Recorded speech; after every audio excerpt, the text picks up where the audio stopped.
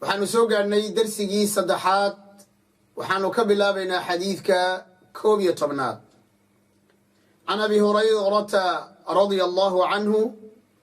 أن رسول الله صلى الله عليه وسلم قال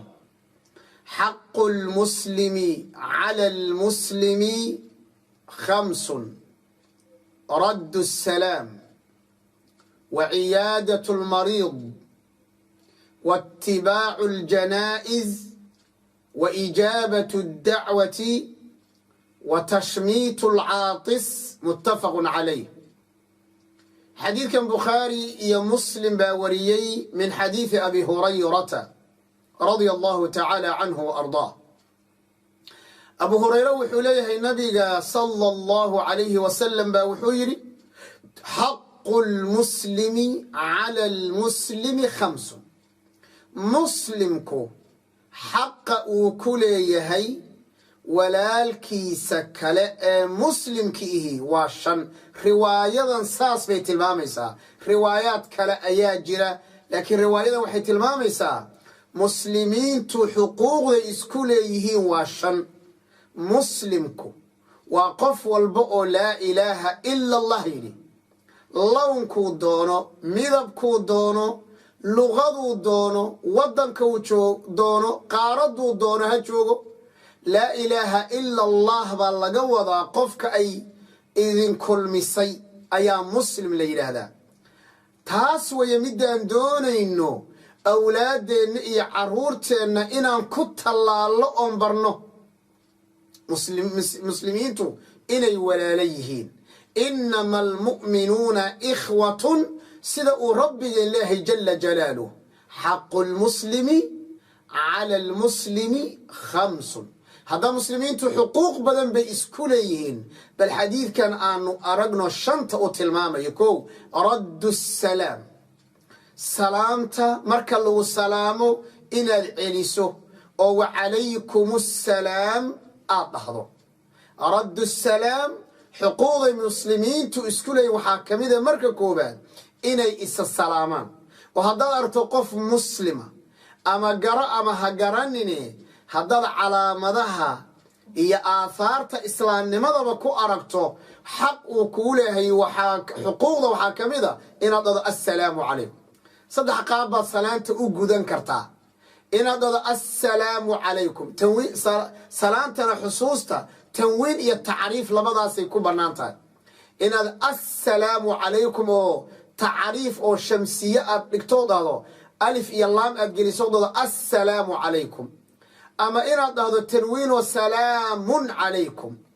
labadaa xusuusta marka koobaad waxaa kuu bannaan inaad dhahdo assalaamu calayka, ama assalaamu calayka waraxmatullah, ama assalaamu calayka waraxmatullaahi wabarakaatu. calaykumna waad dhihi kartaa xataa qofku isagoo keli ah, mid kastaba ha noqotee 30 ajir baa laguu qori. qaala tabaaraka wa tacaala waidaa xuyiitum bitaxiyatin faxayuu biaxsana minha aw rudduuha. haddii idin salaamaan oo haddii laydin salaamo midii mid lamida u celiya ama ka fiicnaadoo 3duba dhammaystira. salaanta inaad celiso waajib bay kugu noqonaysaa. waa meesha culummadu ay dhahaan tafaasiisha meel rabay inaan sii galo raalli noqda, waxaan rabay inaan si kooban u aqriyo. raddu salaam horta waa in salaanta aad radidaa. xuquuqda aad qofka muslim ku leeda waxaa weeye goortuu ku salaama inaad dhahdo wacalayka assalaam waraxmatullaahi wabarakaatu, ama wacalaykum assalaamu waraxmatullaahi wabarakaatu, ama wacalaykum assalaam. hadba sida adugu ajirka aad u doonayso biidnillahi tabaaraka wa tacaala. raddu salaam inaad salaanta u celiso wacalaykum assalaam dhahdo markii lagu salaamo. taa waa qodobka koowaad oo muslimiintu isku leeyihiin. qodobka waa la dayacay. hadda qofka waxaa laga yaabaa inuu isku salaaminba lasgara maro. xataa muslim iska daaye 2 Soomaali baad arkay ayagoo isgara maraya, khalaas khatar wey.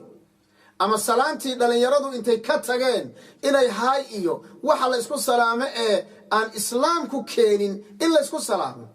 awal kelimada koobaad ee muslimiintu la doonayo inay isku bilaabaan waa assalaamu calaykum, waana kelimad tilmaamaysa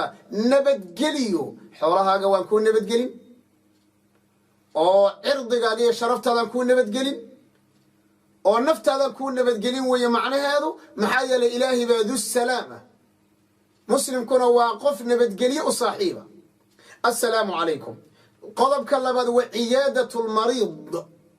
qofka xanuunsan in la soo booqdo waa xuquuqda muslimiintu isku leeyihiin hadduu qof muslima jirrado hadduu qof muslima xanuunsado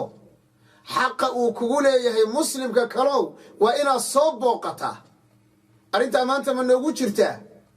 weliba dadka qurbaha u soo kacay ama u soo qaxay baan u jeedaa arrintaa aad bay ugu liitaan sax way isduugaan waa run janaasada waa la israacaa waa sax laakiin booqashadu marka hore waa yar tahay qodobkaa ogaada waa xuquuqa isku lena muslimiinay wa ciyaadatul mariid ilmaheenna waa inaan barnaa markuu aabbuhu ama hooyadu xanuunsan tahay in la booqan karo aabba see tahay hooyo see tahay xalay ma xanuunsatay ma seexatay carruurteenna ma barno ma naqaano walidaalika haddaad ada warawa hooyada way jiiftaa buli hadda way xanuunsantay dan kama leh kubad buu iska aadayaa gabadhina waxaa laga yaabaa inay filin iska daawanayso qodobka saddexaad waatibaacu aljanaa'iz qofkii xanuunsanaa sow ma garanaysaan haddayba geeri ku timaado ama qof kalaba ayi qof haddii geeri ku timaadaay xuquuqda uu qofkaa nagu leeyahy waa inaanu janaasadiisa raacno waa inaan dhaqno waa inaan kafanno haddii kafan aan u helayno kadibna waa inaan qubuuraha muslimiinta ku duugna waa inaan ku tukanno janaasada waa inaan raacno ajir weyn bayna leedahay itibaacu aljanaa'iz baa la yidhaahdaa ragga ayay arrintan ku dhacaysaayo umu catiya xadiidkeedii waxay leedahay saxiixa ahaa nuhiinaa can itibaaci aljanaa'izi walam yuczam calayna haddaanu dumarka nahay waana laga reebay inaan janaasada raacno laakiin nalaguma adkaynin saa daraaddeed janaasada raggaa la rabaa inay raacaan waatibaacu aljanaa'iz qodobka afraad wa ijaabatu dacwati haddii qof uu weliimo kuugu yeedho ama wanqal iyo caqiiqo kuugu yeedho ama aroos kuugu yeedho ama duco kale oo bannaan oon sharciga uusan reebin uu kuugu yeedho inaad ajiibto khaasatan caqiiqada iyo wanqalka iyo guurka labaduba wa ijaabatu dacwa weliba axaadiida qaybo ka mida waxay tilmaamayaan qofka aroos loogu yeedho oon ajiibin inuu nebi moxamed caasiyey sala allahu calayhi waaalih wasalam laakiin laba saddex qodob a halkaa ka yar taabto markaad ajiibayso waa inayna meesha macsi oolin hadday macsi taalla waa diidi kartaa haddaad macsidaa zuulin kartana waajib ay kugu noqon inaad tagto haddaad khafiifin kartana waajibkay ku xigi waa laga yaabaa inay sunno kugu noqoto min baabi alamri bilmacruuf wannahyi can ilmunkar hadday dhib ka weyn ka dhacayana xaaraan bay noqonaysaaba munkarkii laftiisii munkar ka weyn hadduu ka dhacayana xaaraan bayba noqonaysaaba maanta aroosyadeenna haddaanu qiimayna waa cajaa'ib dee waad garanaysaan aroos aad dhihi kartaba waa la tegi karaa waa yarya waa qoobka ciyaar waa macsi waa muusig waa hoballo waa fanaaniin waa ikhtilaad waa dadkii oo qaaqaawan waxaasu waa iyadoo la daahayo saacad dambe shanta habeen subaxnimo 6 subaxnimo dulmi badan baa ka jira iyo macsi badan marka qofka hadduu dhow kuma jiro aroosyada maanta dhaca insha allah kuma dambaabaya rajaynaya haddana saa ay tahay waa in la hubsado oo wixii wanaagsan la isku caawiyaa wa ijaabatu dacwa qodobka ugu dambeeyo oo shanaad oo xuquuqda muslimiintu isku leeyihin waxaa ka mid a wa tashmiitu alcaatis qofka hadduu dhaho oo alxamdu lilah yidhaahdo in la dhaho yarxamuka allah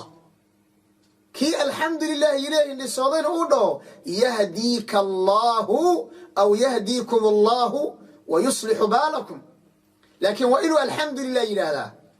3 jeer wixii ka badan hadduu hindhisoodana shafaaka allah wa caafaaka allah baa la dhihi maxaa yeele marad iyo xanuun iyo samboor buu qabaa laakiin wixii 3 ku eg biidnillah alxamdu lilah hadduu dhaho waxaad dhihee yarxamuka allah asna muxuu dhihi yahdiika allah waa tarbiyada la doonayo ardada in la baro caruurta in la baro waalidku inuu baro reerkuna inuu dhaqan uu ka dhigto xadiidka 12 عن أبي هريرة رضي الله عنه أن رسول الله صلى الله عليه وسلم قال من شهد الجنازة حتى يصلى عليها فله قيراط ومن شهدها حتى تدفن فله قيراطان قيل وما القيراطان يا رسول الله قال مثل الجبلين العظيمين متفق عليه حديث كان بخاري يا مسلم بصوصار من حديث أبي هريرة رضي الله تعالى عنه وأرضاه أبو هريرة وحوليه نبي قايري صلى الله عليه وسلم من شهد الجنازة قفك جنازة يقف انتي راعة قفك جنازة يعني قف انتي قفك حاضرة ماشي أي تالله مسجد ماشي لقول دقي ماشي دونت الله كديه حتى يصلى عليها انت اللي قلت كان هيولد شوقي بمعنى ولدت كذيوي dadkii ku tukaday buu kamid aha falahu qiratun hal qirat buu leeyahay qiraadka gadaal baa ka sheegi doona ii xaj laakiin waman shahidaha qofka janaazada raaca xataa tudfana inta laga aasayo godka laga gelinayana la jooga falahu qirataani laba qiraad buu leeyahay kii horiya kan wey nabiga sallallahu alayhi wasallam saxaabadu lafdigan kelimada qiraad la yiraahdaa ku adkaatay sida laga yaabo hadda markaan sheegaynaba dadkan horay u aqoonin ay ugu adkaanayso qiraad maxaa la yiraahdaa nabigu sallallahu alayhi wasallam markii la weydiiyo la yiri wama alqiratan qala mithlu aljabalayn al'azimayn wuxuu yiri waa laba ajir oo buura laba buur oo waaweyn la eg idan qiraadku maanta halka markii la joogo waa ajirka iyo xasanaadka iyo thawaabka qofka looga qorayo maydka uu xaadiray ee uu ku tukaday haddana uu aasay laakiin qiraadka asalkiisu waxaa la yidhaahdaa lacagta ka jajabka ahee 10ka iyo 5ta iyo qadaadiicda ayaa la yidhaahdaa walidaalika nabigu markuu maka joogay sallallahu alayhi wasallam uu yaraa wuxuu yiri ariga waxaan ku raaci jiray qaraatiid yani lacaga shilimo yaryar baan ku raaci jiray oo googo ah oo sarifka oo birta ayaa qaraatiid la yiraahdaa laakiin halka markii la joogo oo xagga cibaadada qiraadka waxa laga wada ajir iyo xasanaad iyo thawaabka weeye waxa laga wada araytu marteen xuquuqda ay muslimiintu isku leeyihiin ajirka qofka raaca qof dhintay ila lagaga tukado ila laga aaso idan ajirka labada ajir ee waaweyn يانا الإصلافين بإذن الله تبارك وتعالى أما حديث كصدحية طبنات عن أبي هريرة رضي الله عنه قال ما عاب النبي صلى الله عليه وسلم طعاما قط إن اشتهاه أكله وإن كرهه تركه متفق عليه حديث كبخاري يا مسلم باصوصاري من حديث أبي هريرة رضي الله تعالى عنه قال أبو هريرة وحوجري سوى النبي أخلاق كيسة إيا دقن كيسة نوغا شاكينيا أننا إنان كدايا أننا لقد دونيا أجيددا دين تأورنان بوا دقن وكدايشو وأمر قادشو وكهرد وحي لغار ريبئات كهردو ولذلك دقن كنبي أن دقيسنو أنا عليه الصلاة والسلام أنا بربر دقنا مانتا إن بدنو إناقا نقميدون أنو أن كميد أهي بل دقن كأن حق الراشنك أن بربر دقنا أبو هريرة أو نبي نوتي الماما يوحوليها أما نوصفين صلى الله عليه وسلم ما عاب النبي